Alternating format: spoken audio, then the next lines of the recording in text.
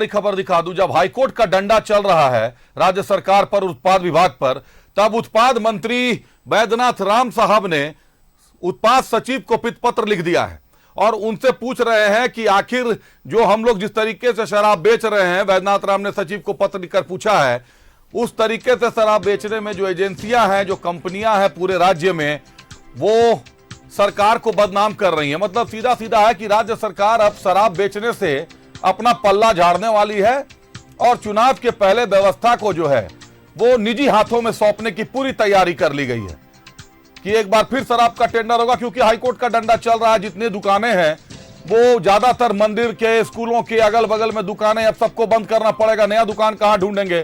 पहले तो चलती आ रही दुकान को ही टेक ओवर कर लिया था, तो अब क्या करेंगे कि फिर से नए लोगों को टेंडर करके उनको हैंडओवर कर देंगे। और हमारे सहयोगी अजय लाल जुड़ रहे हैं। अजय, एक तरफ हाईकोर्ट का डंडा चल रहा है कि खुदरा शराब विक्रेता जो दुकान है उनको शैक्षणिक संस्थानों से, मंदिरों से और सार्वजनिक जगहों से, अस्पतालों से दूर करें, और जितनी भी दुकानें और बार हैं ज्यादातर उसी जगह पर हैं जहां से हाईकोर्ट रहने को मना कर रहा है, 50 मीटर का दायरा बता रहा है।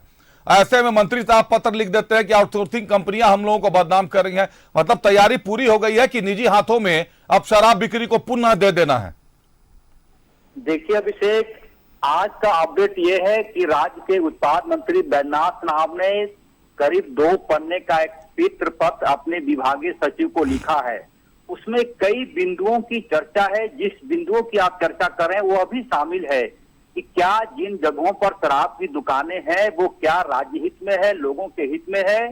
सबसे अहम मुद्दा था कि आउटसोर्स कंपनियां जो शराब दुकानों से जुड़ी हुई हैं, आपको जानकारी होगी कि तमाम जितने भी आउटसोर्स कंपनियां हैं जो मैन पावर अपने दुकानों में रखते हैं, आउटसोर्सिंग कंपनियां वाले, उनका वेतन सरकार के द्वारा पूरा लिया जाता है। एक मैन पावर का वेतनमान 18,000 रुपए के हिसाब से ये लोग सरकार को बिल देते हैं। लेकिन जो शराब की दुकानों में काम करने वाले कर्मचारी हैं उनके हाथों में या तो 8,000 रुपया जाता है या फिर 11,000 रुपया जाता है।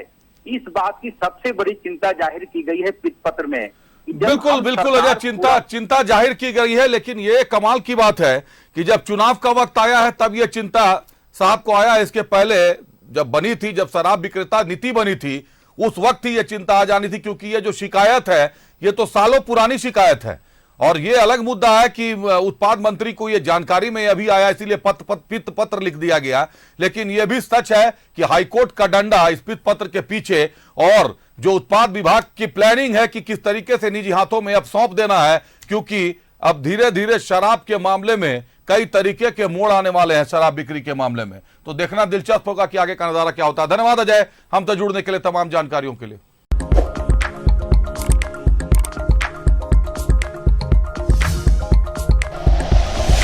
Like and share videos, subscribe करें हमारा चैनल और प्रेस करें बेल आइकॉन। न्यूज़ 11 भारत, सच है तो दिखेगा।